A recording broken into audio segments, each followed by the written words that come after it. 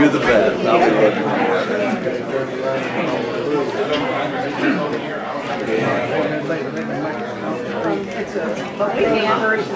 You got a better chance than I do. Neither one of us have. In there. One thing, if I get one there, we're going to 3-minute rule.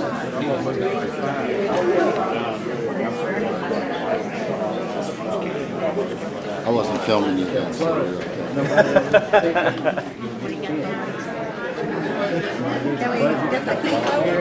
They just turned the air on. Yeah, turned it down some. It's hot in here. Especially for you guys. Yeah, they just turned it down. It'll take a minute to get it going. Hey, Tom. Good morning. Welcome to the Palmer County Board of Commissioners February 23rd, 2016 work session. I call the meeting to order and welcome all our invited guests. We have any elected officials in the room? Teresa Lyons, Board of Education, and Judge Anderson, thank you all for being here. And our High Sheriff, Sheriff Gully. He's trying to sit down and hide, he usually doesn't do that. I'm sorry for that big head just shining. Marshall Green.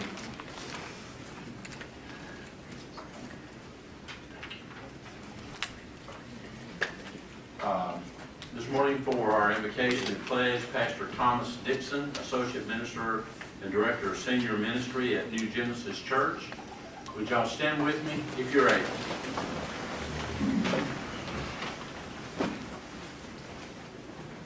Let us pray.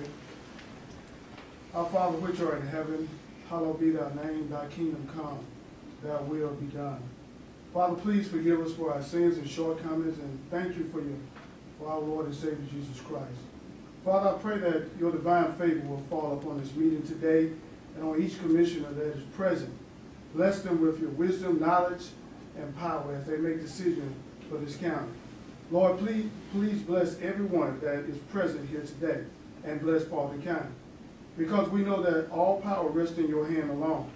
May your presence always reside with this Board of Commissioners, and may your presence always reside with Palmer County. Father, thank you for this day, for this hour, and for this moment.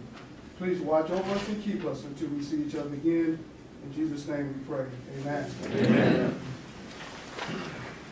I pledge allegiance to the flag of the United States of America and to the republic for which it stands, one nation, under God, indivisible, with liberty and justice for all. Thank you, Pastor. Scott Green, I believe you have a new employee to introduce to us, don't you? Yes. Go election, if you don't mind.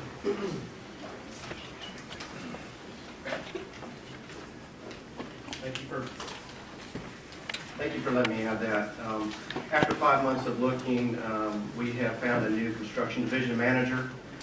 He comes to us as a military veteran, a 30-year employee of Georgia DOT, graduate of Southern Tech, and recently employed by a consultant. And we've recruited him away and found him right under our nose here in Paulding County. David Huff, if you'll stand up.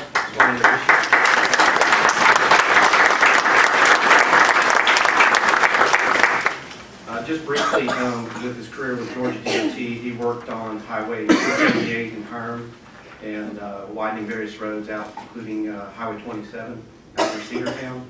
And then he worked most of his career in the local government aid office. And he worked with local governments like ourselves with paving projects and special projects like intersection improvements like we did at Crossroads years ago. He was in that office handling a lot of our requests. So his experience is very valuable, and we're glad to have him. David, it's great having you on board. Thank you for being here. Appreciate it. Minutes of February 9, 2016 work session minutes and the February 9, 2016 board meeting minutes are available for your review. I will remind you, on this day in 1945, the U.S. Marines raised the American flag in Iwo Jima. So God bless America, and thank you for our freedom. If you're in the audience or up here and you've served in the military, you please stand and let us recognize you.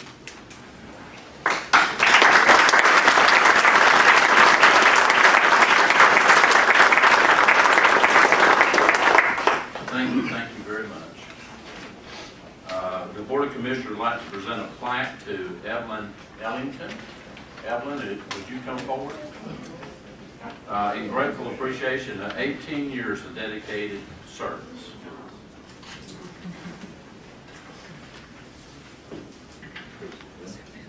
Evelyn, you'll stand right here, and I'm going to read a little bit about you, and then we're going to make a picture with you, okay? I won't tell all that I know. Evelyn has been employed with Paulding County since March 4th, 1998. She works in building maintenance department as a custodian, still the same position throughout her time here with the county. Evelyn was married to the Major Jimmy Ellington, who gave faithful service from our Paulding County Sheriff's Office. He retired. We lost Jimmy about a year ago. They have 2 daughters, Colleen and Carla, 2 grandsons, and a great-grandson. In her free time, Evelyn loves to cook and cater events. She also enjoys sewing and creating crafts. Evelyn is dependable, hardworking, has always gone above and beyond her duties. You will never catch Evelyn without a smile on her face and a cheerful attitude. Evelyn has been a valuable employee with the county and will be truly missed by everyone. Please join me in recognizing Evelyn for her years of service.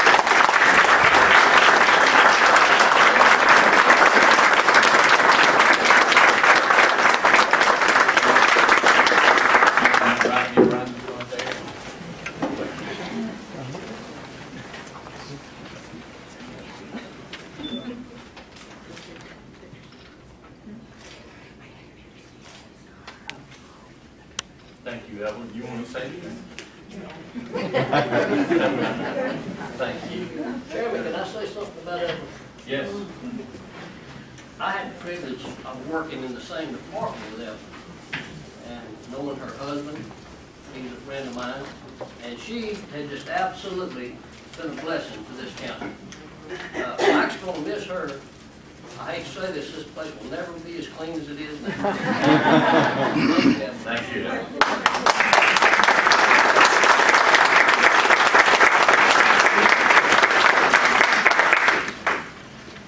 There was no one wishing to speak. The Board of Commissioners would like to present the Public Safety Appreciation Award to Deputy Jason Garland with the Sheriff's Office. Sheriff, do you have some things to say today? I did. Jason, if you'll come forward. Jealous of Miss Evelyn, I may retire when she's 30. She always just she's 30 years old.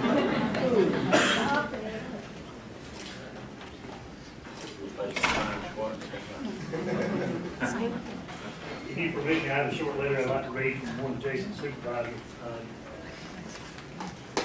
The purpose of this letter is to formally commend Deputy Jason Garland for his outstanding work performance. Since Deputy Garland has been assigned to the shift, he has impressed me with his level of service that he provides to Paulding County. Deputy Garland is a dedicated and hard-working individual who performs all duties in an accurate and enthusiastic manner. He is consistent in his duties that he performs every shift by covering his own calls for service. Deputy Garland maintains a professional demeanor in the way that he behaves toward his co-workers and the citizens that he serves. He does not mind taking on other duties. He's currently an active field training officer and takes on extra tasks as the FTO supervisor to assist the program of planning, training, and coordinating of the other FTOs and recruits. Deputy Garland consistently arrives at work well before his shift begins and stays until everyone from the shift has completed their task for the day. Deputy Garland has earned the respect from his co-workers. They will also seek him out for answers or advice. He's a very knowledgeable deputy that stays up with ever-changing laws and policy changes and needs very little supervision to perform his job. Deputy Garland's personal initiative and devotion to duty reflect great credit upon himself, his shift, and the Paulding County Sheriff's Office.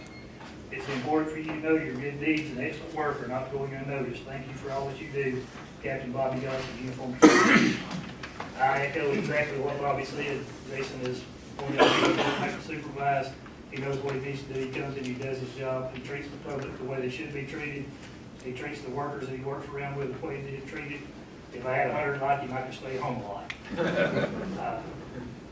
Also, I'd like to thank Texas Roadhouse they sent a gift certificate for me, and you could go down there and have a steak dinner.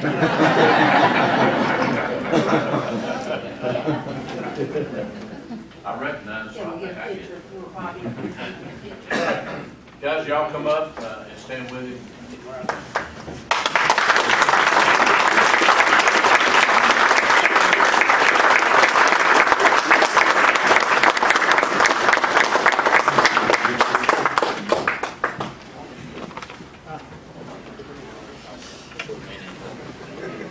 Your head is still blocked. Why don't you go that way, just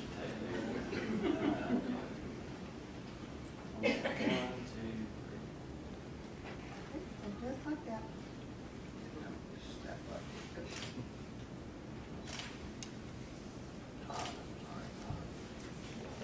Thank y'all.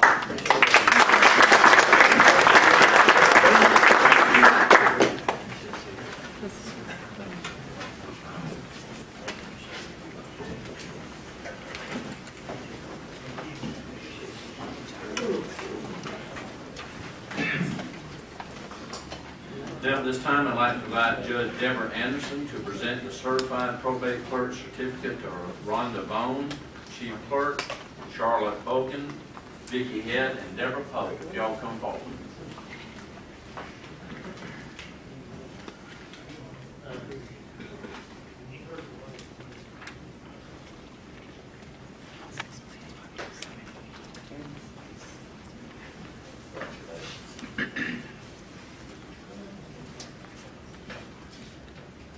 I like it when you bring your own.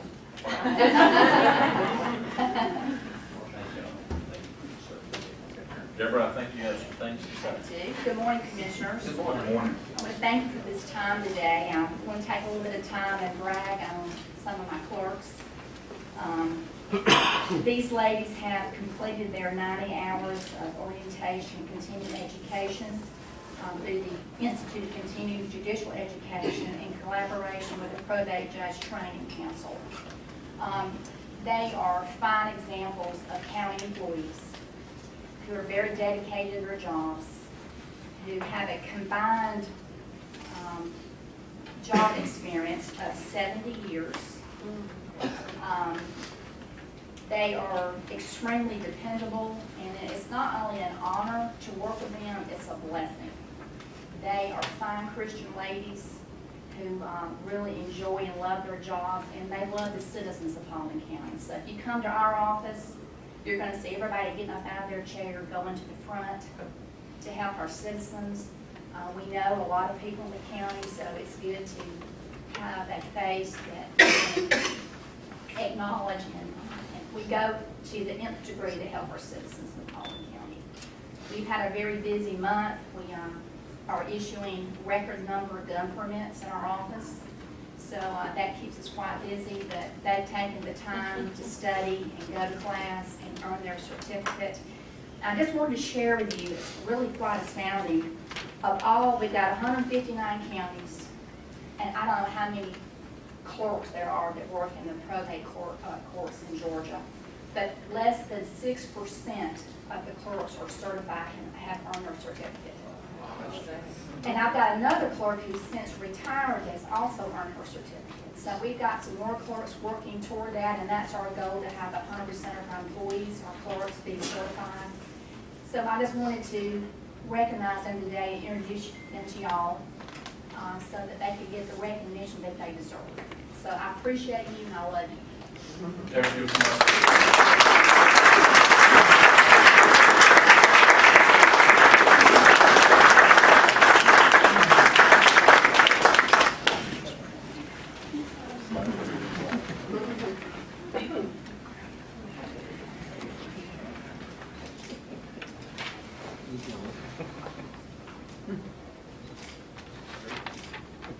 Thank y'all.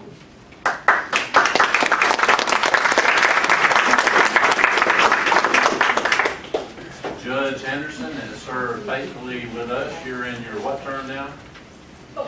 Fourth term. And I think she'll be announcing the run soon for her position. So thank you very much. Great seeing all these certificates being passed out. There are no invited guests. Bid awards, discuss action to approve the purchase of a fire pumper to the low bidder Southern Emergency in the amount of $253,509. Kathy. Good morning.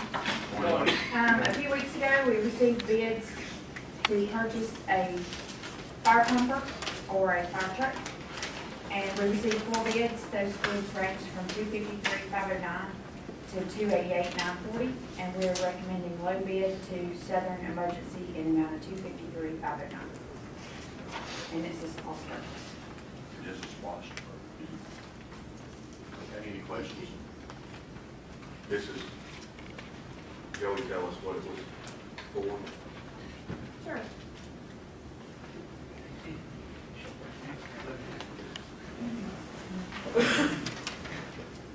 Good morning. Good morning. This is just part of our program replacement of trucks. We have trucks out there that are 16 years old, and we're just updating them, changing them out. We actually have reserve trucks that we have to replace. They're 21 years old. They're 93 to 95 models. So more or less it's just purchasing trucks to keep them running. It's a testament to our fleet maintenance division that they kept them running this long, because they recommend you replace them every 10 years. For the replacement, do you donate those trucks to a less fortunate county, or how do you dispose of that?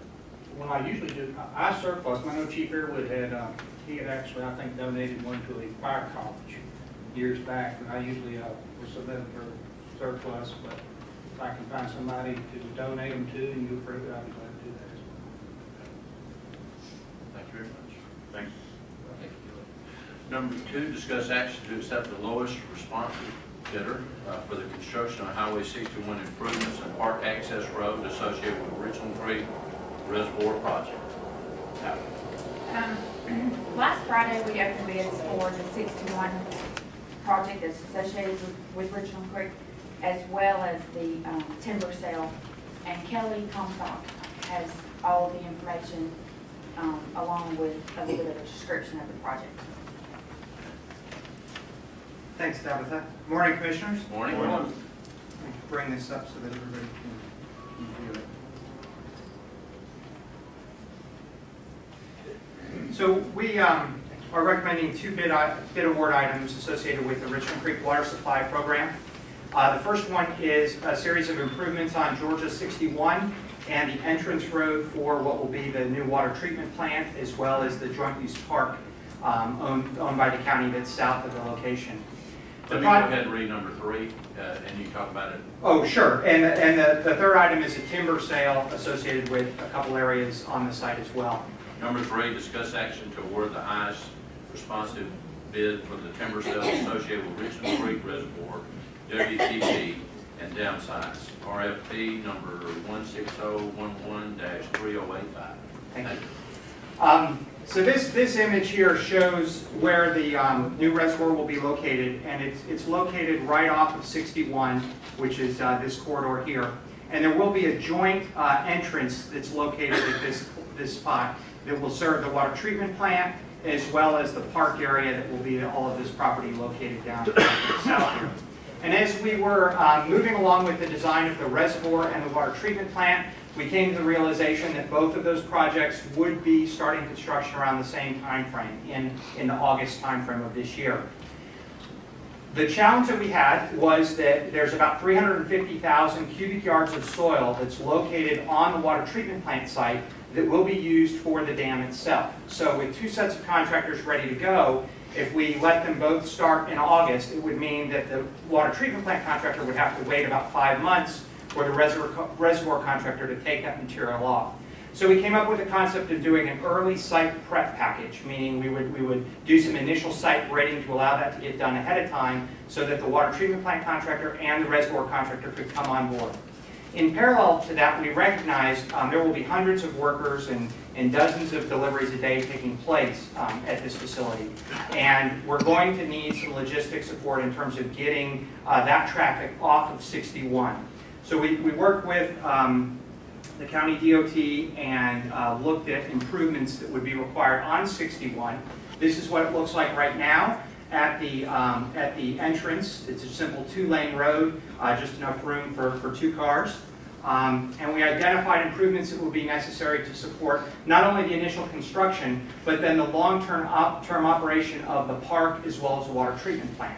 And what it entails is installation of a shoulder, a decel lane and an XL lane off of the entrance here, as well as a turning lane. So essentially, cars turning into the park, coming southbound on 61, will have a decel lane. Cars coming north that want to turn into the park will have a dedicated turning lane, and that will not impede the traffic on 61 itself. So it made sense to go ahead and make these improvements now, so that when all of those contractors come on board, all of these improvements are in place, and we're not having logistical issues on 61 associated with the construction. This is an image showing the area of the water treatment plant here. So this is the initial site grading that takes place.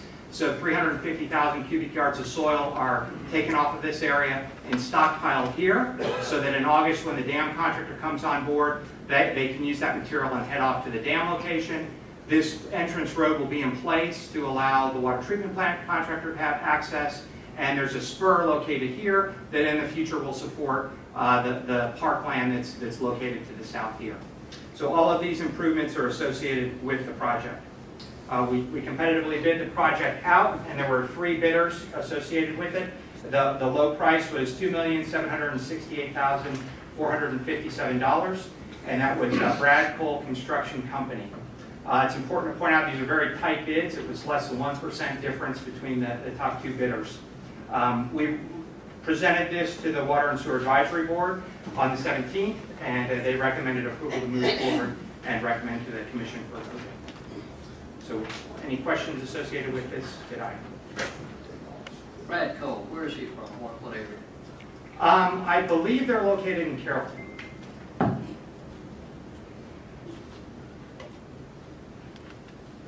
Right.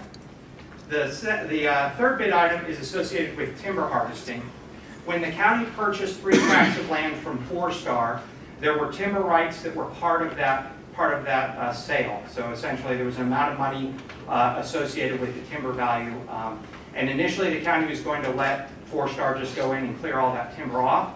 But as we had discussions with 4-Star, we came to the realization that their interests weren't necessarily aligned with the county's interest in making sure that there were no water quality impacts to Richland Creek. They wanted to come in quickly, remove all the timber, and then leave. However, we really can't have that happen because we want to make sure that we're not impacting the water quality. Additionally, the county hadn't really identified what the park was going to look like, and if we came in and removed all the timber, there was some potential old growth that would be a very valuable asset associated with the park. So the county decided to tell 4-Star that the county would go ahead and take care of harvesting the timber and compensate them for the value associated with that timber. We retained Coosa Forestry as part of the program to oversee the procurement process, and they established a contract based on tonnage that will be harvested. 2 initial areas are being harvested, and then the remainder will be harvested towards the end of reservoir construction. So initially, you can see the orange area, that's where the water treatment plant and some borrow material for the dam will be located. That will be harvested initially. It will be harvested just prior to the early site prep contractor coming on board. So this harvester will have to be done with that area by April 8th. And then the second area is down where the dam is located. And you can see the darker color in the purple area there. That's where the dam is going to be located. So that's the second area, and that will need to be done after June and before August when the dam contractor will be mobilized. The rest of the area, like the area where the park is, as well as the overall footprint of the reservoir itself, we will wait on until we have a full master plan understanding what the park will look like, and we'll wait a couple years for the actual reservoir itself. If we were to go in and clear all of that area out right now, every time we have a rain event, we get all that soil that gets washed into the creek and would cause us all sorts of issues. Additionally, it'll give us a couple years of additional timber growth on the timber that's located within the dam footprint. So that'll be cleared at a later date. So this bid award is for harvesting of these 2 areas that are shown there. We received 2 bids, and the highest bid was Southeast Grinding, and so they will be paying $130,070 associated with the timber within these 2 areas. Once again, we presented this to the Water and Sewer Advisory Board on the 17th, and they unanimously recommended approval to the commission. Any questions on this? Any questions? Okay, Very thank well you. done. Thank you very much. Now reports from committees and departments. Sheriff Gullidge, I think you have the sheriff's update.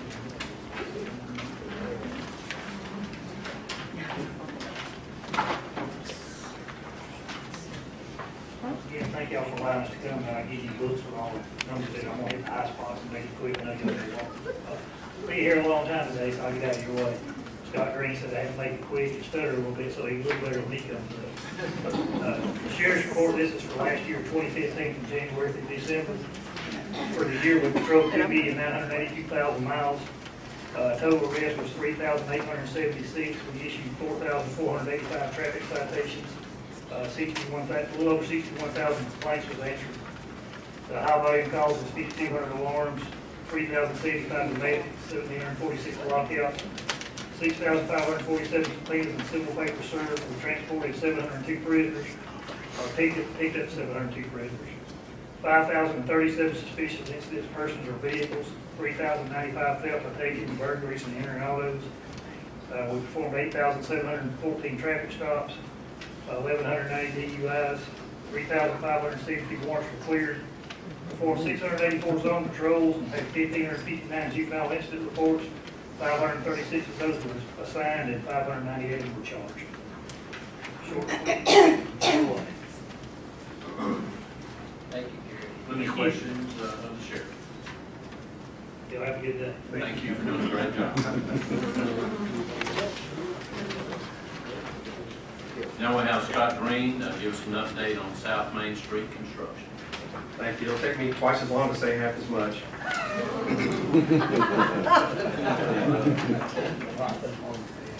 I want to give you a brief update on the South Main Street project. You may have noticed a large crane parked in the middle of the road just outside our entrance. C.W. Matthews has mobilized to start the demo work and then the bridge work. It's going to take place in the next 2 months. We have done 3 things to try to minimize that inconvenience of traffic coming down Main Street. First of all, the bridge is actually constructed off-site. It will be precast and trucked to the site, so most of the work you'll see out there is preparation for the bridge to arrive and be placed. Second of all, we have limited construction to 2 months with a $500 a day penalty if they don't complete within 60 days. So hopefully we'll be announcing an opening here in 2 months, and hopefully that will be incentive for them to complete the work as we put it on. And then lastly, we constructed a rear entrance to the complex here. It's behind the building by the dumpster area. That will take you out to Bethel Avenue and South Johnson Street. It's actually quite a quick run back to downtown Dallas. And a lot of people have already commented that it's pretty quick and it's going to be convenient for them, for most people.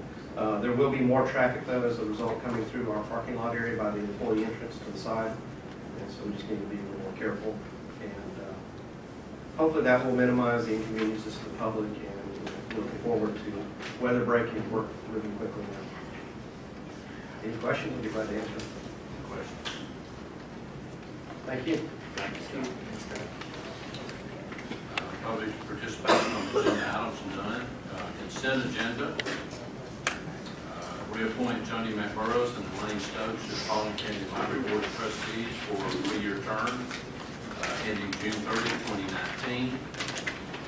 Reappoint Roberto De Jose to the Paulding County Library Board of Trustees for a 3-year term ending February 13, 2019. Reappoint Robin Tumlin for a 2-year term ending June 30th, 2018 to the Paulding County Library Board of Trustees. She was elected on July 1, 2012 to fill the unexpired term of Maria Moreau. Number 4, declare items listed as surplus and approve their disposal to donation to Harrison County Sheriff's Office. Tabitha, your name's by that, so we'll talk about that in a moment. Sheriff's Office, watch guard DV 1 pound, DV 10-121581. Also Sheriff's Office watch guard DV 1 pound, DV 120778. Declare items listed as surplus and approve their disposal through auction or trade. DOT Unit 71 and 99 Ford 350 with a serial number. DOT Unit 110D 1998 Ford F-150 with a serial number. DOT Unit 152 1992 home trailer with a serial number, and DOT Unit number 198 and 1997 JCB 214 backhoe with a serial number. These are basically routine items, but number 4, the sheriff's office had requested, Haralson County received a couple of GSP surplus vehicles, and they needed cameras, and we had cameras that we were no longer using, so they've already been replaced, and they're not in operation right now. So the sheriff, via Lieutenant Hunt, requested that we make the donation, surplus these cameras and donate them to us. And number 5 is basically their items with high mileage or that have little operability anymore. And so they'll surplus those and they'll be disposed of at auction or trade. Would you like to move any of these items to a regular session? Thank you. No old business. Under new business, number 1, discuss action to authorize the chairman to enter into a construction manager at risk contract with Due South Construction in the amount of $9,250,188 for the construction of a multi-use park in the Union area. Michael Justice. Good morning. Good morning. Several months ago, it was approved for us to begin accepting RFPs for the construction services for the new park located out in the Union area of the county. Search committee consisting of several county employees, finance director, county engineer, representatives from DOT, community development, and the commissioners themselves reviewed those. It was decided at that point that Due South Construction be awarded that construction management at risk contract. Since that time, we have been working with that group along with our engineers to develop the concept and the price for that. That's what we're bringing to you for your approval today. We've tweaked it, we've hammered it, we've made adjustments. This is what we feel good in presenting to you. It should be noted that that is a guaranteed maximum price for the contract. It's for a multi-use park that's on 160 acres.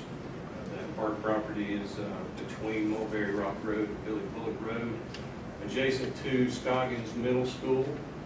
We've had conversations with the school system as to what's going in there and received any input that the superintendent has given to us gladly. It is a SPLOST-funded project. When complete, it's been earmarked as such. When it is completed, it will give us a large multi-use park in each quadrant of the county, which has been a goal for quite a while. This will complete that. The funds are there, and it has been earmarked, as I said, for this project for some time. Multi-use trails, pavilions, I should point out probably close to 4 miles of trails and sidewalks included there. A pond that will be used for public fishing as well as irrigation purposes. Lots of open areas, indoor and outdoor pavilions, enclosed and open air pavilions, if you will, and community gardens. This is the phase 1 of this project. There's plenty of room for growth there. We're probably disturbing about 100 acres in this first phase. So there's room for growth. We'll watch and see what happens and move appropriately from that point. Any questions for Mr. Justice? I appreciate your work on this. It's been a long time coming. And we've had a lot of little setbacks here and there. We'll continue on. I appreciate all commissioners going by and taking the time to get with you individually and look over things and just the involvement that you did with us. Looking forward to it. Folks in Post 2 are looking forward to it, so I thank you. Yes, sir. And we should be getting started when, roughly? The contracts are already prepared, waiting on the decision today. At that point, then it's a matter of collecting bonds and the insurance paperwork from the contractor. As soon as that is completed, then we can issue the notice to proceed. If all goes according to plan, the earliest date, mid-April. The latest date that they will start would be May 1st of this year. At that point, they're looking at a 9-month construction period. Thank you very much. Thank you very much.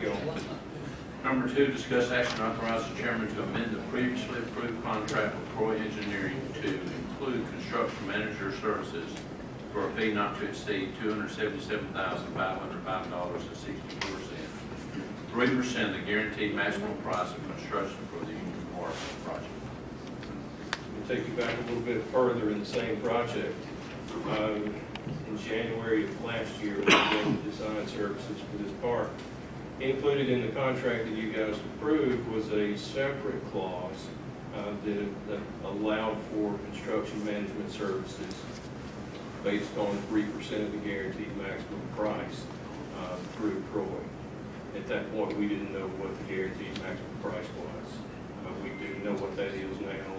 With the ask that you approve that for construction administrative services for the Probate project. Any questions?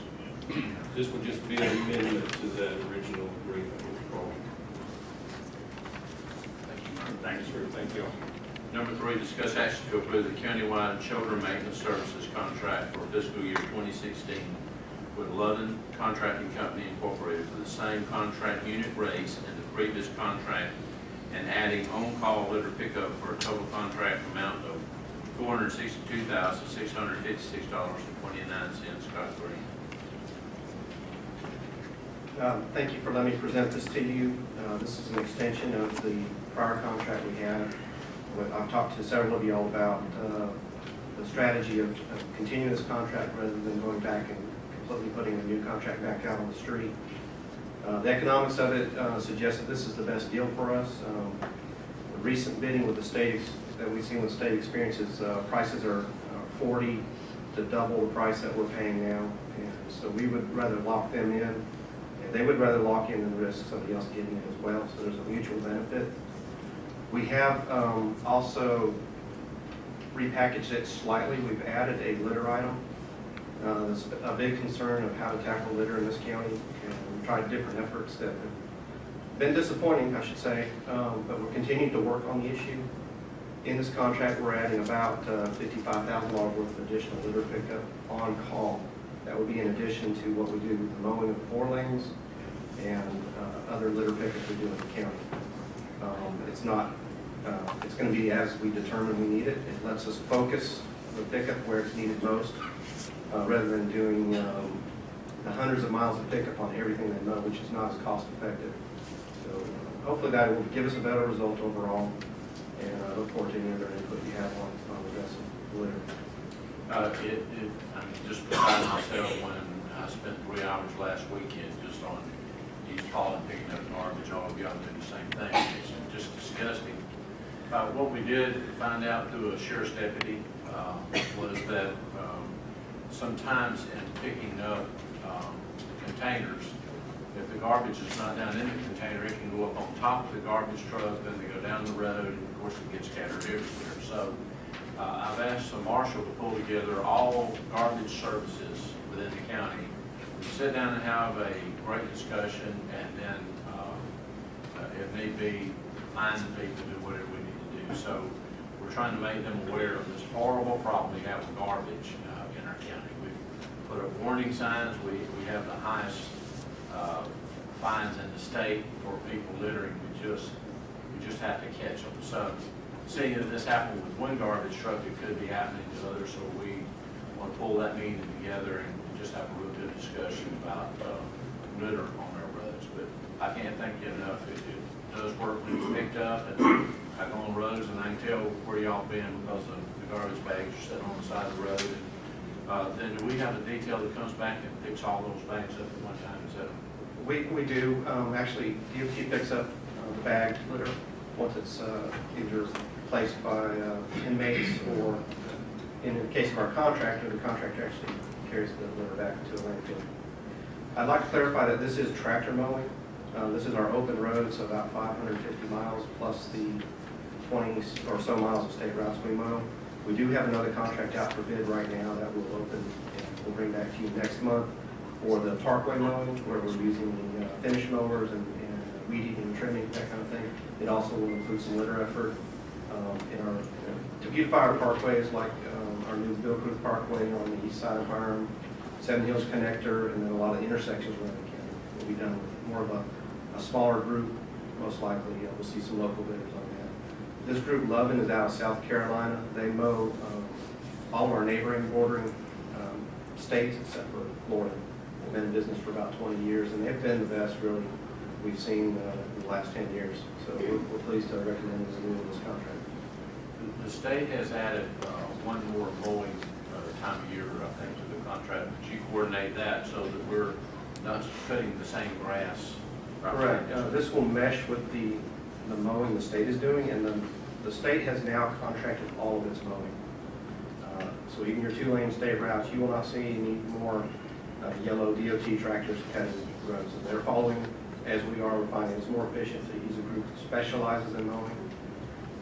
They are adding some mowing miles now that they have additional funding coming in. The state is really increasing its effort in highway beautification, tree removal, and things like that. So we're looking forward to those improvements as well. Hey, Scott, does the state have a litter component to theirs? The state will pick up litter on every pass they make. That's built into their contract. All right, any other questions? I think that's Staying with Lovin is gonna save us money, is that right? Absolutely, there's no question at all that we're going to save money by continuing this for another year. I doubt that they would want to renew the way prices are going for another year after this, but certainly probably entertain it. But they're coming in at their old price instead of us. Yes, sir. Thank you. Thank you, Scott. Great job. Number 4, discuss action to adopt resolution 16-06, the multi-year water system rate increase resolution. If you'll recall, last week we gave you an overview of the Richland Creek project and what was expected and how we were going to fund that project.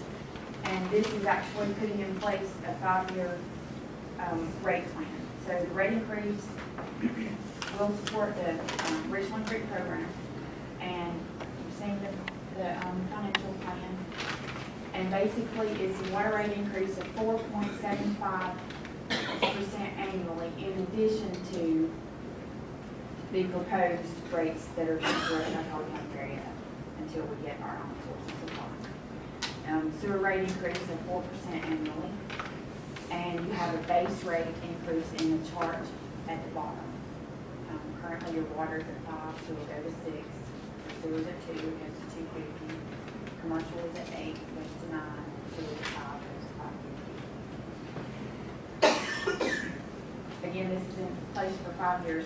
This will help us as we go to market to fund the remainder of this project. Wanted to also bring back to your attention one of the slides that we discussed at our last meeting. The orange is where we are. That's what we're doing with the rates. That's what this rate increase will do. It increases it with an intent to level out.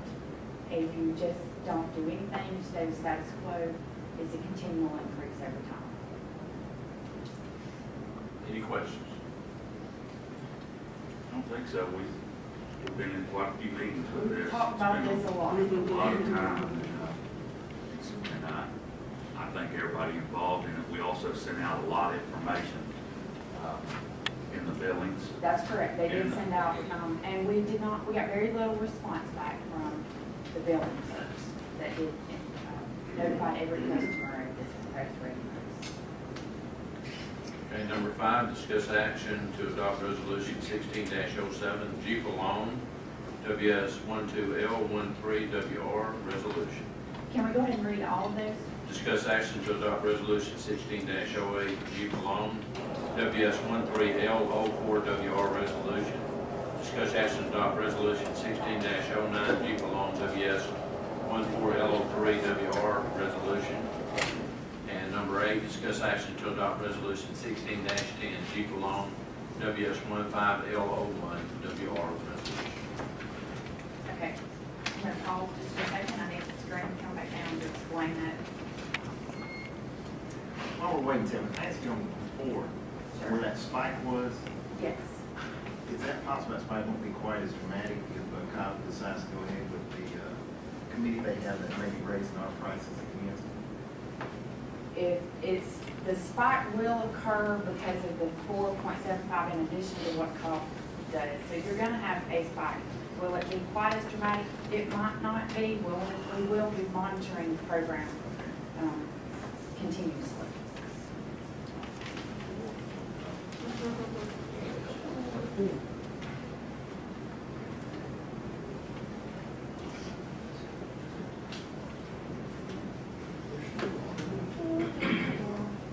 Will Lyons, our IT director.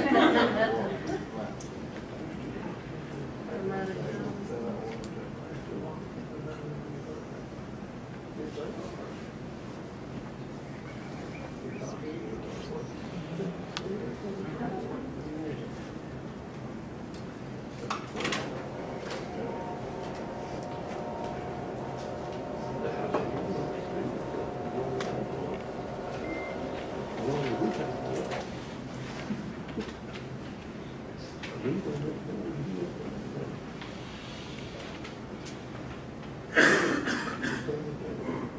you do a song shoot routine, Bill, while you're doing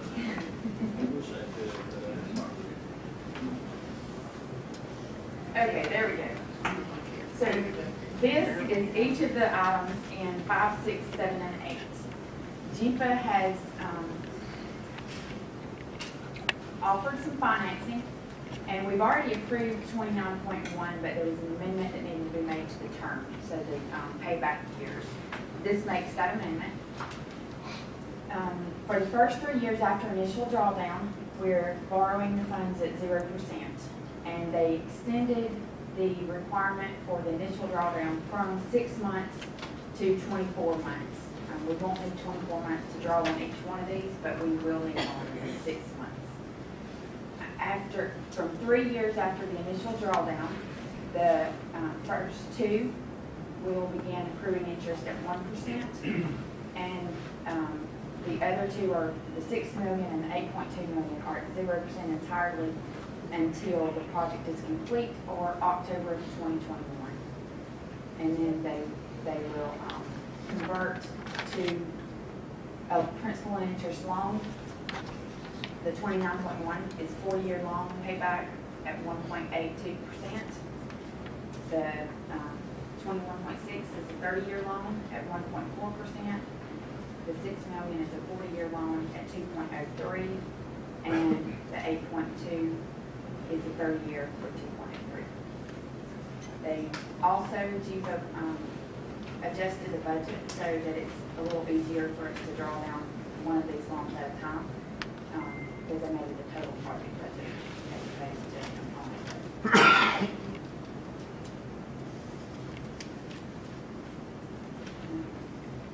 This is just a review again of what I just discussed. Mainly, they extended our deadline to draw down the funds from 6 to 24 months, and they won't convert to a principal and interest loan until October 1st of 2021. Unless you have any questions. I have any questions? Gave us plenty of stuff to look at in our backup. These also went to the Water Sewer Advisory Board. They had a long meeting the other They day. did. We spent hours and hours and hours at GFA, and both them coming here and us going down there, so great effort. I think we've been working on this for about at least 2 years. Yeah. Thank you. Thank you. That's the conclusion of a regular business session. We do have an executive session on land acquisition, and we do have some citizens wishing to speak. Do you want to go into executive session first and come back in, or do you want to hear the people wishing to speak?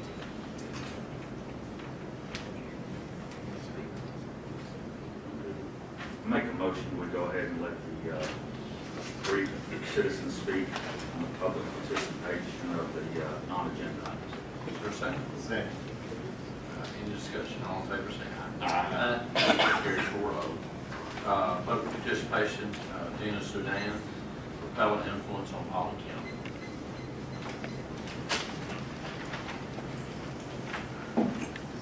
Good morning, Commissioners. Good morning, Dana. I appreciate this opportunity to speak. I come here today to speak about the influence Propeller Investments is having on our county.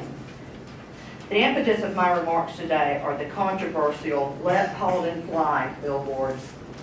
Mr. Chairman, you know, you were right when you said, and I'm paraphrasing, people didn't care to come to meetings at the Board of Commissioners way back when. But look now, the place is crowded, the meetings are filled, and the citizens are here. We are here, just like the airport, so I guess you could say this baby is out too. Propeller has questionable payment practices, bonds, rent, billboards, etc. Brett Smith wants to extort our 3 commissioners to bend to his will and not the will of the citizens. Mr. Austin, the billboards calling for the recall of some of our commissioners are a disgrace and a nasty tactic by anyone. But I talked directly to the Insight Media executive. I was told the billboards with our commissioners plastered all over them for recall were paid for by Propeller Investments. I never mentioned Propeller Investments or Let Paulding Fly. The banner is underneath the billboard, or was. It was made clear to me by the sign company executive their opinion of Propeller Investments, and I quote the executive: "We put quite a lot of pressure on this group to say we want out, and there will be no renewing on our structures," end quote. Mr. Chairman, you work side by side with these 3 gentlemen.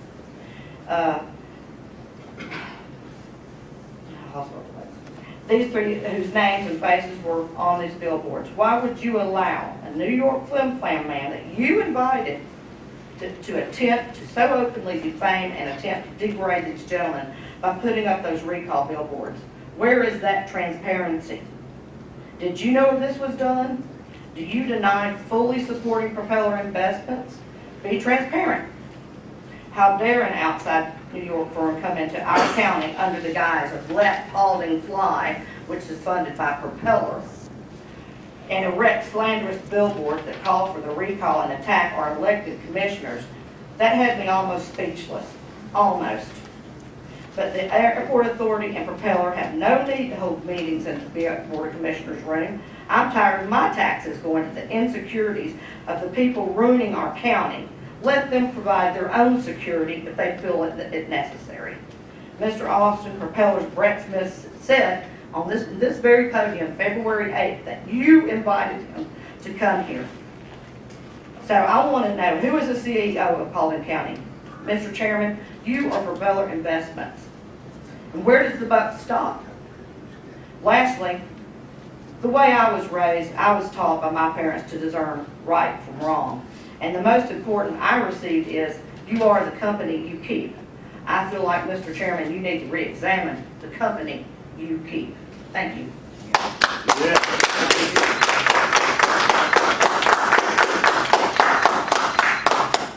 It's amazing to me that you can stand up and have a discussion. When you did the same thing to me, you started a page, you wrote some nasty stuff. You included my wife in it. And you raised your thumb and you act like that was great. If that's the way you're raised, we don't need people like you in our county. Well, I'm here and I'm staying. Well, good for you. And look on it tonight, because you'll be on it tonight. I'll ask you to be removed. You wrote some very nasty stuff about me, and I've just let it go. And it's going to keep going. Please have her removed. And it's going to keep going. Very, very nasty. This is not. Oh, you haven't seen anything yet. To have all that. You haven't seen anything that kind yet. of discussion. That's nasty, and I don't condone the behavior of the people that put up the billboards, and I don't condone that kind of behavior. It's not a place for us to do that here. We have had a lot of, Mr. Chairman, we have had a lot of phone calls about the billboards, and it has been,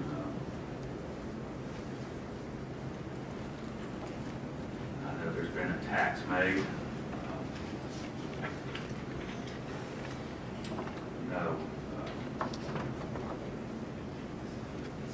The 3 of us were on the billboards. it was done in poor taste. I agree. I'm glad that you, I agree. I think it was done in poor taste. I don't think that should have been done. You know, what happens when you run for office, when you run for elected position, you go through some tough times, and it's one of those things, anybody deciding to run, you really got to make sure your family's on board, because your family gets attacked too. There's folks in this room that know that, and on both sides of the aisle, okay? And, you know, I don't think people realize that when things are said out in public, and you got billboards with I believe it's a red line drawn through our faces. I'm actually colorblind, but I was told it was a red line. You know, you got the kids you're raising, you got your grandkids that may ask questions, employees at your wife's work that ask questions, what's going on, and even people that don't know what's going on with those things are asking you questions, and it becomes that's what you're talking about. And it's very frustrating, and it gets you focused on those things, and that's not what we should be focused on. So I'm glad, Mr. Chairman, that you agree. These guys, whenever you put your name in the hat to run, whether you win or lose, it can be a tough time. On either side, somebody's going to win, somebody's going to lose, and but our families should be off limits. And when you attack somebody like that out in the open, it puts a lot of pressure on you at home, on your families. And I've got 2 boys that don't quite understand it, and I've tried to explain politics to them. They're learning a little bit, okay? But they really don't understand why somebody's doing their daddy that way. And that's, and they're older kids, but they don't understand. So, Well, I'm going to ask you this. I hope you don't condone Ms. Sudan's behavior on what she's written about me and my wife either. I don't condone anybody writing things negative about folks. I don't do Facebook. I stay off of it. This is one of the reasons why, because I try to stay focused on other things. But both sides, you fight the battle that you fight, and this has been a battle that's been going on for a couple of years now, and you fight that battle. I think there's a right way and a wrong way to do it. I think sometimes people choose the wrong way, and that needs to come out in the light. That's just the way it is. Before we move on, are you done? Yes, sir. I'm sorry. No, you're good. There seems to be a pattern to this. And I'm going to try to tie it together. I realize I ran for office and I asked for this job. And I deserve from time to time somebody called me up and chewed me out. Right or wrong, I'll accept it. And there's things that you can come at me with, I'll accept if it's on the political level. When you get personal, and there's different levels of getting personal. David had just said something I didn't know anything about. I don't know how they attack him. I'm a little bit like this. I don't pay attention to that. I don't get involved in it. More than being post-war commissioner, more than being a drywall contractor, more than being a guy that runs marathons, whatever, I want to be known as a Christian. Amen. And I want to conduct myself like that. And I hope that nobody here or anywhere else in this county can say I made a personal attack on them in a vicious and vindictive way. When I run for office, there was a reporter that chased me for 4 days, wanting to talk to him. I was too busy to stop and talk, and I figured he had foolishness, and I didn't want to get involved. But nevertheless, he finally nailed me down, and I had him meet me out at Burnt Hickory in a home where I was visiting with Eric Creighton. We were sitting on the porch. He came out to interview me. We were doing the interview, and we got to a point where he said, "Mr. Crow, did you serve our country?" I said, "I did." And we started to talk about that in my time in service. My 3 tiers of duty in Vietnam were in question. Just before that, I'd been up here to get my tag. And I never have got a Vietnam War tag. In order to do that, you have to have a DD-214 showing your medals, your campaign medals, where you were. So I had just done that, and I happened to have this DD-214 in the pouch of my truck, unknowing to me what was happening. And as we were going through this conversation, I stopped him. And I said, I don't know what you're looking for, but spit it out. He gave me a document from St. Louis, Missouri. My name is spelled, well, it's spelled properly, but it's put in the wrong order. I don't know how this came about, but he made a personal attack on me and on my military record. There's a lot of guys that's been in the military, they're not combat vets, but they're not to be taken lightly. I don't care if you served at Dobbins, if you took and put the uniform on, you followed orders, they sent you to Dobbins, so be it. If you went to Vietnam, so be it. World War I, World War II, wherever you went, Germany, Japan, wherever you went. This is a personal attack that I can't get over. Some of the things are said about me, I just took it with a grain of salt, I sort of chuckled at it, but this I don't. There's a pattern here. I asked him, I said, where did you get that paper? He was very reluctant to tell me. And I started naming names. I said, did this person do it? Because I was angry, to say the least. I was angry. He finally told me who it was. And I said, I've never even met the man.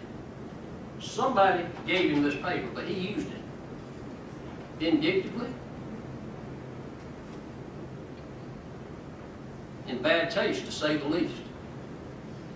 I have guys that I live with, and some I don't live with, that I help carry their bodies. You should never be attacked when you've been in the military, whatever your job was or is. And then we come up with this personal attack on these signs, these billboards. I thought, who in the world would do that? Myself and Vernon Clett was having lunch, and I leave my phone in the truck, but he had his phone in there, and these things come up with a picture of it.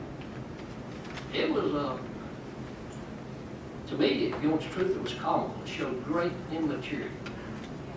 Didn't know who did it at that time. But I thought, everybody did this, there's nothing to them. Come to find out, it was the same man that handed this paper out, tried to discredit me.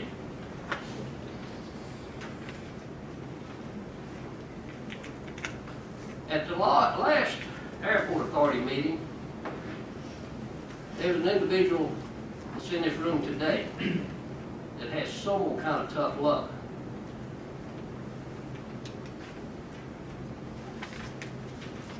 When they walked in, that person had to face a pamphlet with a cover sheet on it with her name, showing she had bankrupt, listed all the bankruptcy items. It blew me away, and I seen the hurt in that person's face, and I thought, what are we dealing with here? How mean-spirited, how vindictive can you get?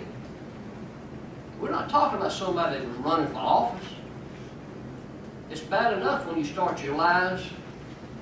Rumor is nothing but a lie when you put a skirt on it and run it out the door and hope somebody tries to chase it. That's all it is.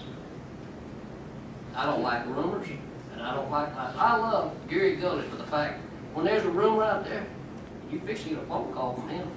If he hears a rumor on you, he's kind enough to call you, so I don't need to ask you a question. He's the kind of man we need in this county. We don't need people in this county doing business that have no backbone, none, zero. Now, I've been wondering myself, who laid that pamphlet in these seats? Have any of y'all wondered that? It was here. I don't care which side of the fence you're on. If you're opposing or you're for, it don't matter. Right is right and wrong is wrong, and you can't make it any difference. This needs to stop. So I wonder who did put that on seats. Any of y'all want to see this paper? I had it with me. I have a copy of my DD 214 with me. My wife did a write-up in the Dallas area, and I appreciate her. As bad as it was, me coming in the house from time to time, 2 times during my campaign, she is in a fetal position crying. My children have never heard me curse. They have never seen me drink beer. And I'm always praying with them when they were young, and even now. I live my life that way. But I'm going to say this, and I'm going to stop. I like to own anything that I've done. When somebody confronts me, if it's mine, I'll own it. My personal billboard, I'm sorry Todd didn't get one. I don't know why he didn't get one. Me and Vernon got one. Mine said multiple ethics charges. No vision for the county. I got a vision. My vision is to unite this county. Let's tie this thing back together. We have destroyed this county with this issue. And it continues on, and nobody wants any rest. Ethic charges. I was 2 or 3 days late with a disclosure. There was somebody sent down to the election office to pull out paperwork, file charges, and they did. Then there was an article put out, paid a huge fine. I paid $125. I billed more last year to Gary Gulledge's outfit than I did that on fines. For traffic violations.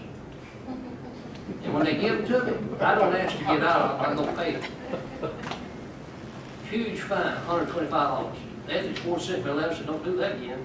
They slapped my hand, I said, I'm sorry. It was human error. There's nobody in this room that's been here, that's been around long, that hadn't laid a bill somewhere and didn't pay it. Amen. And it was a little bit late, you got mad at yourself for doing it. Well, I had changed bookkeepers. My bookkeeper didn't get it in on time. It was human error. There was nothing to hide. Our disclosures up here is for the public to see. They can see it. All you got to do is pull them online, go down to Deidre, show them to you. If you don't understand something, she'll share them with you. That was the ethics charges. That and the fact that Vernon Collette tried to open our government, made a mistake of having a town hall meeting without doing the proper protocol. It wasn't on purpose. He had no ill intent. And I showed up there. And then later, Todd showed up. No business discussed. Vernon did the talking. I tried to correct him on one question. I was wrong about that, so he straightened me out. But that was the charges that were brought against us. Mean, vindictive. What's the motive behind these things? And I'm big on motive. If you're going to do something, I don't care what it is, what's your motive? I'm on hush now.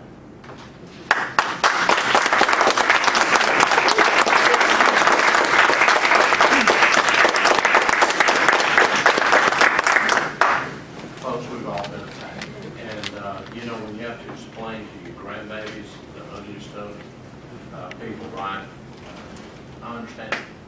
I don't condone it. I'm glad to hear Mr. Pownell you don't condone it either. Anything? We have now Ms. Kathy Helms for the Commissioner's responsibility.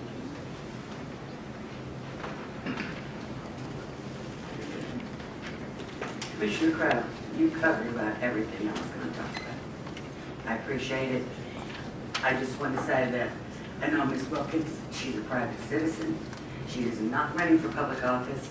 What was laid on these chairs at that airport authority meeting last week was totally inexcusable.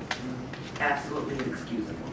The airport authority wanted to use this room for safety because it's supposed to be secure. How did somebody get in here to put that information on these chairs and nobody know about it? And I want to know what you're going to do to prevent that from ever happening again. Because next time, it might not be papers. Thank you.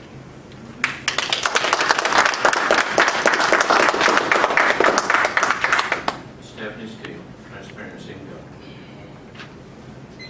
Government. Good morning, Commissioners. Good morning. Thank you for allowing me to speak.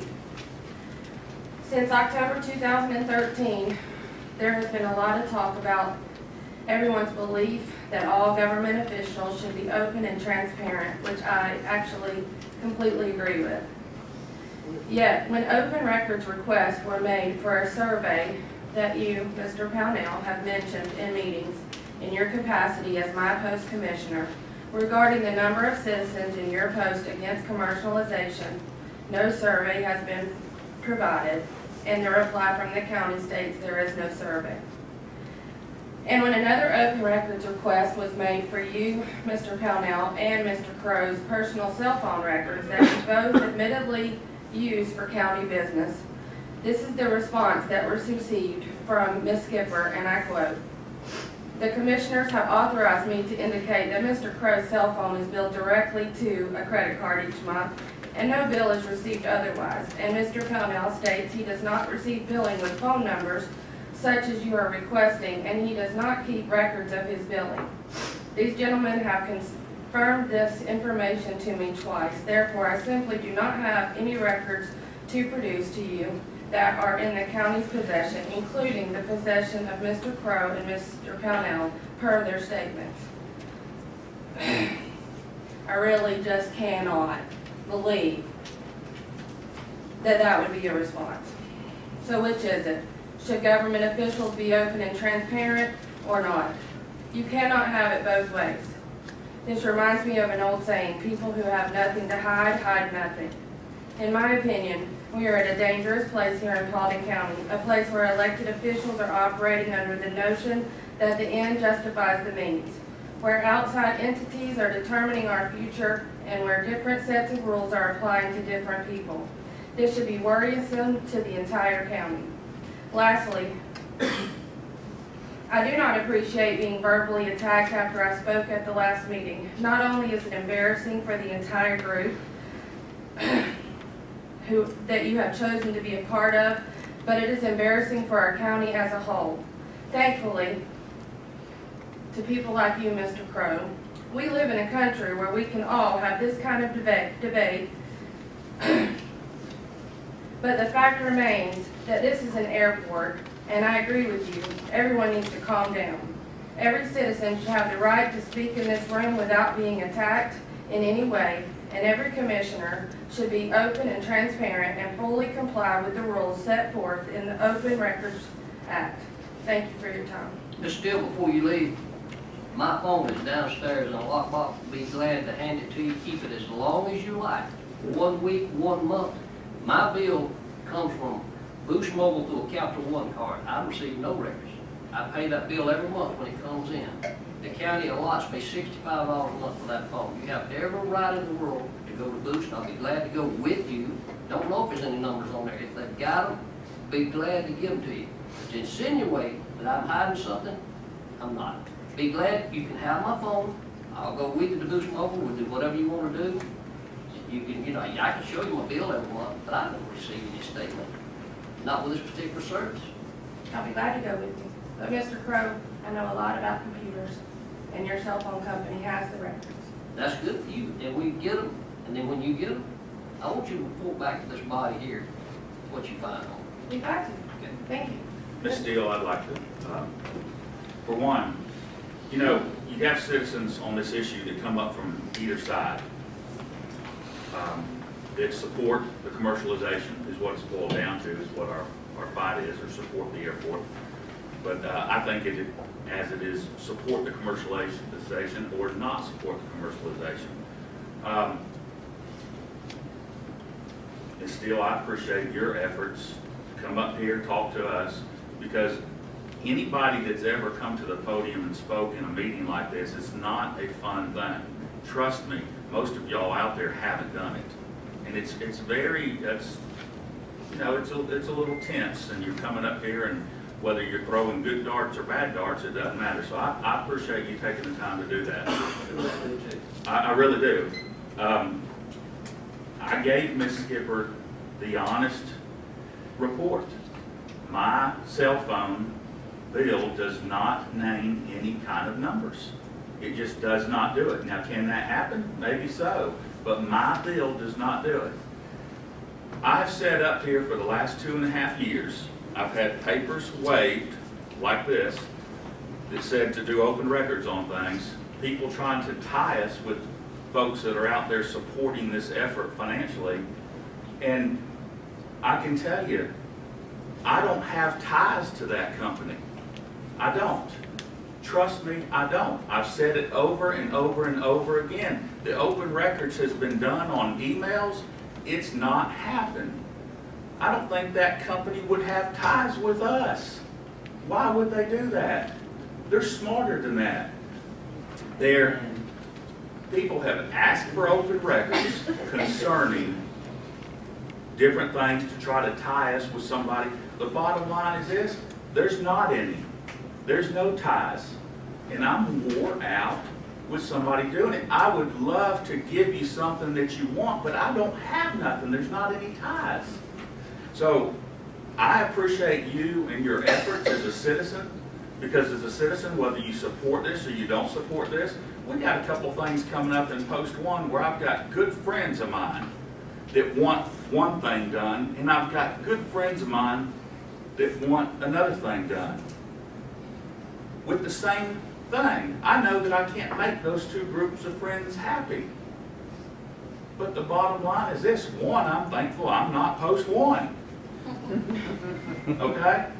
But at the end of the day, you talk about it, you have meetings, you have whatever, you come out, you do it right here in the public eye, and at the end of the day, we have to vote on what's going on. I appreciate so much, Ms. Steele, you coming before us to talk. Somebody asked me the other day, they talked about running, they said, "Can you give me any advice?" I said, "Yeah. Whatever you tell." Mr. Austin goes like, "Yeah, don't run." Can you give me any Run, Forrest, run. Run, Forrest, run. Good grief, run. Can you give me any advice? And I said, "Yeah, whatever you tell one breakfast club, tell the next one. And whatever you tell the one on Monday, tell the same thing on Wednesday. Amen. Whatever you tell this person, tell that person. Do it." Let me tell you what I've learned about elected position, and I've been dealing and dabbling in politics for a long time. This is my second term. I'm in year 6. We take our voting rights, the people in this room take their voting rights very serious. We get to go vote, and we used to go behind the curtain. It's very private of what ballot we pull at different times, and in November we get to pick what's on there and do what we want to do. Now it's not a curtain, but it's got some shields up, and we get to get in there and we get to push the button of our person, whoever that is, and we get to walk out, and we might tell our wife who we voted for, we might tell our kids, we might tell our friends, and we might not, but we have that option to do that, whether we want to tell them or not. We have that freedom, and I think it's great. All right? I voted early last week. I got to do it. I got to take my son that just turned 18, first time to vote. I got to be with him, and we voted, and I explained to him that you have the right to keep this private. You don't have to share that with anybody. It's something that we've gotten with the freedom from the men and women that have fought for years. We get to vote. We don't have to tell you. So let me tell you what elected office is. We get to vote, you know. So anybody thinking about running, tell everybody the same thing at every breakfast club you go to. And remember that when you go to vote, whether you're sitting here or at a council meeting, or whether you're sitting downtown Atlanta, there's a record of your vote. And it's one of those things that you no longer get to go behind the curtain, and you're sitting right here. So you want to know what's tough about it? That's what's tough about it. You got to stand up and decide where you're going to be. And no matter what you told everybody when you're running, truth comes out right here. It comes out. And that's the way it is. Ms. Steele, I know we're on different sides of the fence with this. I thank you so much for you coming to speak to us. You're always welcome, whether you're for or against, because I hope, my hope and prayer is that city councils, board of commissioners, states, federal government, FAA, any kind of organization, I've learned the most important thing is in life sometimes is learning what not to do. And I hope that people pay attention to what happened here the last few years and have learned what not to do. What not to do. And so my hope and goal and dream is that we can get on board and focus on the things that we agree with and run with it. The citizens, all of us. And Ms. Steele, that you and I and these other two commissioners that you're upset with because we don't agree, we'll find something in common that we can agree on and be on that team. Because if politics doesn't do anything else, through the years you'll be surprised who will be on your team, who wasn't 5 years ago, now they're on your team. So thank you so much. I've got one more thing that I'd like to do, Ms. Steele. Thank you so much. Mr. Lyons, could you help me with something? Could you come up in and help me with something?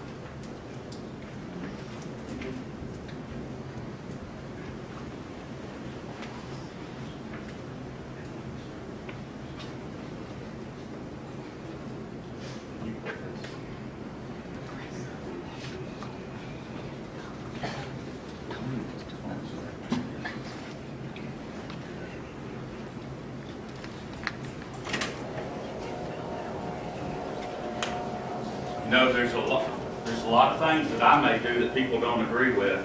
But I've said it 100 times, the business of the county should be done right here. You can't go and get head nods. You can't go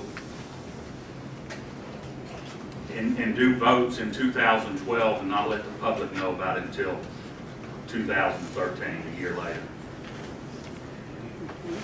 We have been attacked by billboards. We have been attacked by other things that are being worked on right now. We have been attacked in social media. I don't agree with it from any side. Those of you that support the commercialization, we don't need to be attacking anybody. Those of you that don't support it, we don't need to be attacking anybody. We all live here together, and we need to consider ourselves citizens of Paulding County and the family of Paulding County. And we don't need to have outside influences come in and do things to hurt us. Because at the end of the day, we're the ones that are left here, living here together. And we've got a lot of great things going on in Paulding County. We do, and it will continue. But we've got to be open, honest, and transparent with one another. All the time. Open, honest, and transparent.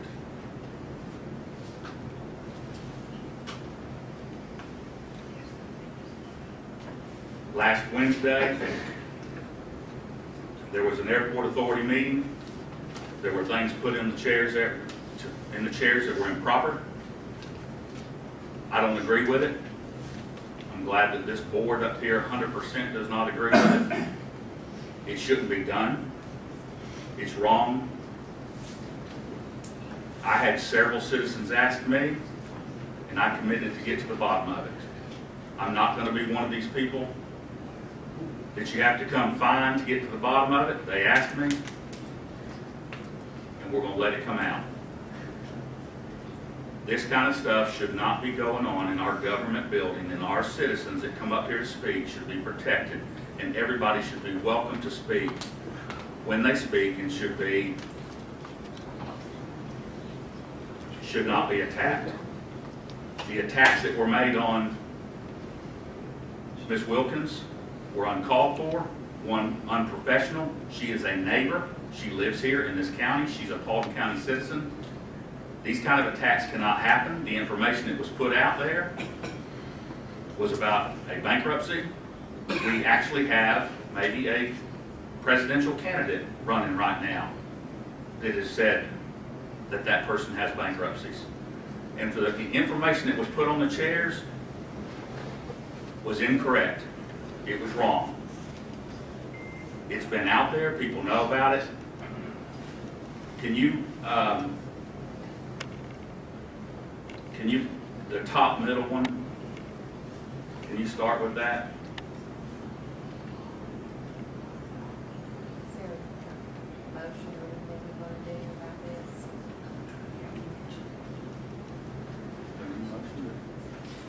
I mean, what wasn't on the agenda? I need to know what to do about it. I'm answering back some of the citizens that have said what they said, do you guys need a motion to push the button on this video? Chairman, do we need a motion? Okay. Okay, council, thank you. Brett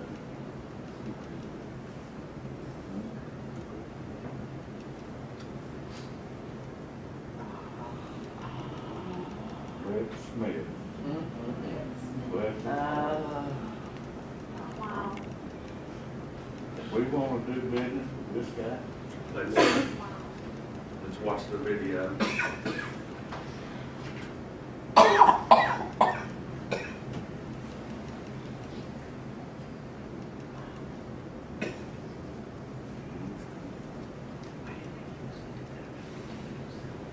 think there's a video of the lobby right out here.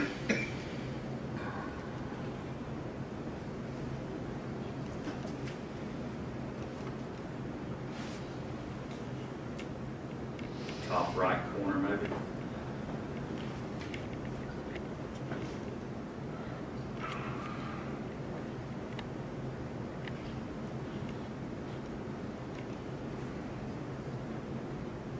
That may be after the fact.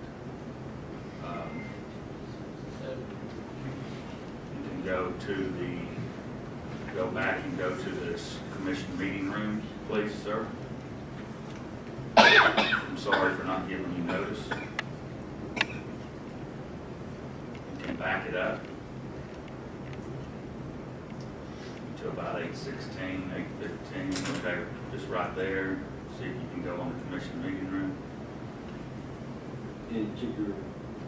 The right one, well, they don't think you need the right one.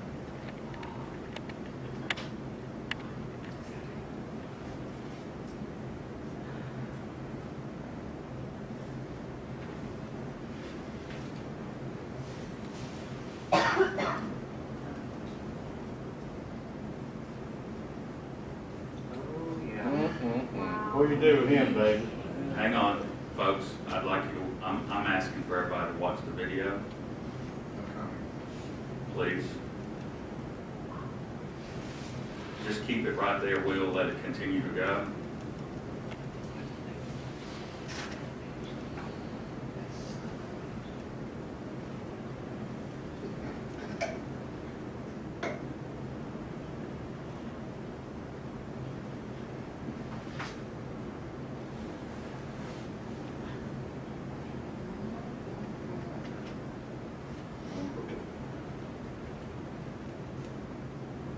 Just let it continue, please.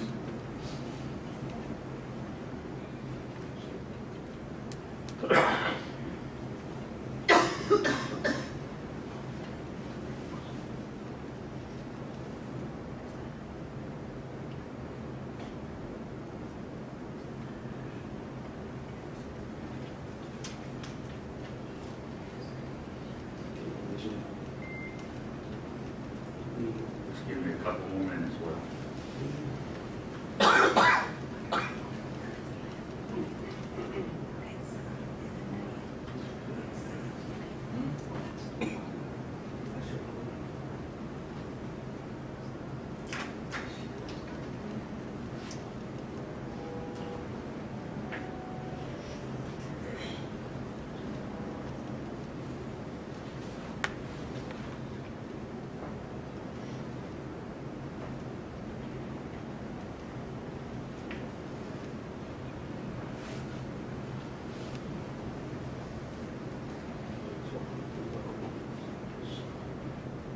think it'll be about 2 more minutes.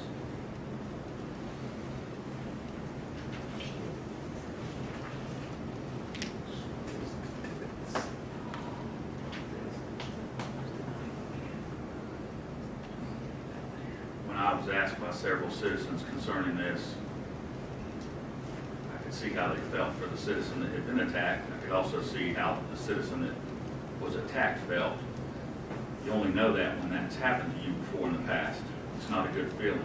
Some of us that are elected officials, we put ourselves out there for that. The citizens of this county did not, neither did our families.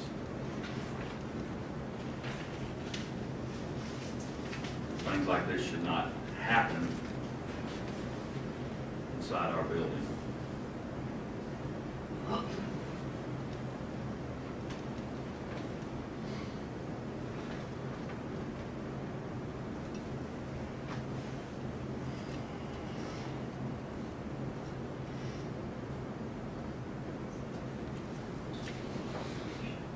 Thanks for being patient.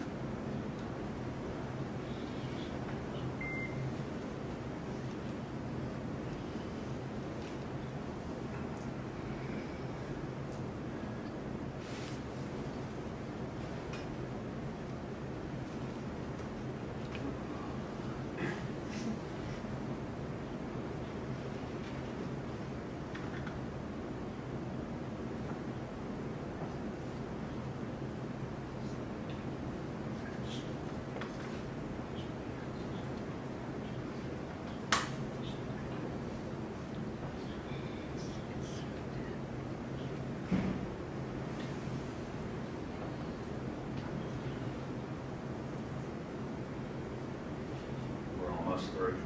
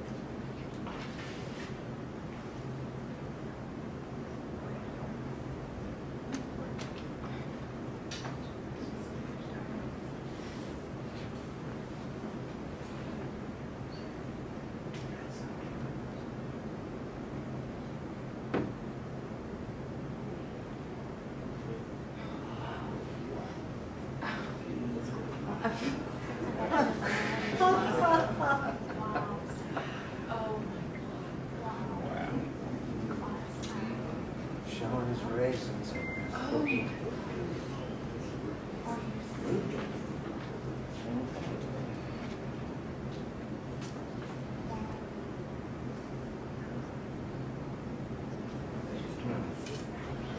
Okay, Mr. Lyons, we're done. Them raisins. I made a commitment to several citizens that we would find out. Sometimes there's things that come out that you don't want to talk in the open, just like at the dinner table at home about bad grades. That kind of stuff shouldn't be going on inside of our building. We need to find common ground that we agree on. We need to focus on that common ground. We want to heal and unite this community. We need to do it. We don't need to have any outside influence running on this, doing this kind of stuff. I'm wore out with it. You're wore out with it on both sides. Our families are wore out with it. We're tired. It's time to get on to work together to make Paulding County a great place to live. That's what it's time to do. Whatever we got to do, that's what it's time to do. Are there bumps in the road? Yeah, there were bumps in the road about this park that's going into my district that I'm over just so excited about. There's bumps in the road on the reservoir. There's bumps in the road, there's bumps in the road, there's bumps in the road. But working together and keeping it out front, doing it out front, we can continue to make Paulding County a great place to live. We need to focus on those kind of things, folks. We need to focus on, we all agree, litter needs to be taken care of. There's things we can do to bring business and families into this community and make this a great place to live, which will make it a great place to work and people want to come here. Working together, we can do it. Stuff like this is uncalled for, unprofessional, and it does not need to happen anymore in our community. Thank you. Amen. This is the same man that attacked my military record.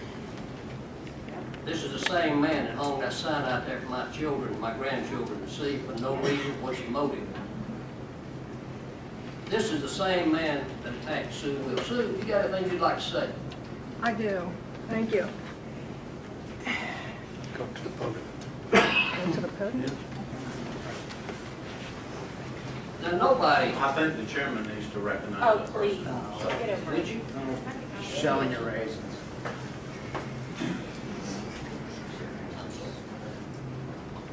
Thank you. Needless to say, I was totally blindsided and pretty upset about it. I felt it was a very desperate move on whoever, did it, on their part.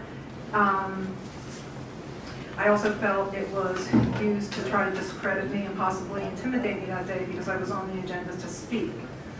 I was on the agenda to speak about the broken contract, the contract that he breached when he did not make the bond payment, although that was not on the agenda.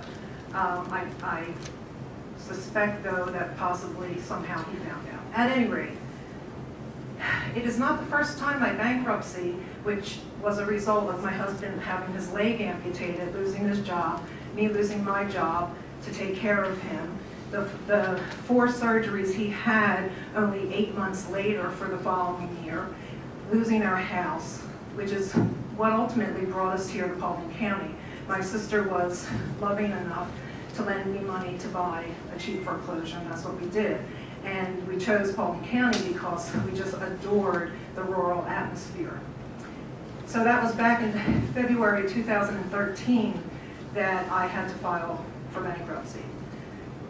Larry Reinhardt in 2014 smeared that information all over Facebook. So it is not the first time I was dragged through the mud. The thing that bothered me the most, other than the despicable way it was handled, was that Mr. Smith accused me of being investigated for fraud. There's no truth to that at all whatsoever. And that's what I want this community to know and realize. Everyone can appreciate bankruptcy, understand it, especially under our circumstances and what the economy did to so many people. But investigated for fraud, crossed the line. So I appreciate that you were willing to go to bat for me, but it wasn't just for me, it was for all the citizens, because we can't allow this sort of violation to happen, especially in this room. We expect to come here and there to be an element of safety. It doesn't get done against any officials here, it doesn't get done against any candidates, and it certainly shouldn't get done against any citizens. So thank you very much for taking care of us.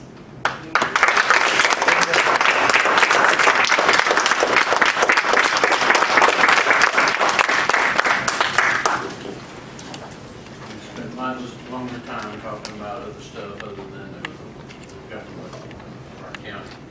Do I hear a motion to go into executive Mr. session? Chairman, can I say a word since I was exposed on that long film there? I'm the stupid idiot, I guess. I didn't mean any harm in it. There certainly wasn't a bomb in it. But all the long length of the cat that was sitting there, come in the door up there and sit down in the front row with a bag. I'm glad to tell you what was in that bag. And the man, it was a couple of books on World War II that I had with a friend of mine. We were discussing them, and I had told him I'd give them to him or loan them to him to read, and I brought them to the meeting to give to him. He's usually at the meetings, and he's here today, and I'll leave it up to him to say I saw him later and gave him the books. We never thought it was. Mr. Tibbetts, you're not to called. read, You're not called. and that's my explanation of that long stretch of a movie that you have of me. And I have no apologies to make. There was no I did it. explanation. I did something wrong. I did it through ignorance. No, you did nothing wrong. You didn't do anything wrong, and I appreciate you getting to the meetings, and I appreciate you getting there early to get a front row seat. We are making that 89 years old, I have a good reason for sitting close to the door. I understand. About that, I'll be glad to go into detail with that weekend. Thank you, Mr. Tibbetts. Thank you, Mr. Tibbetts. Do I hear a motion to go into executive session for land acquisition? Motion to go into executive session for land acquisition. Second. Motion second, any discussion? All in favor, say aye. Aye. We are back in open session. No vote was taken in closed session. Do I hear a motion to adjourn? Motion to adjourn? Second. All in favor, say aye. Aye. We are adjourned. Mr. Chairman, I think we ought to have a town hall meeting now where you can explain what's going on here.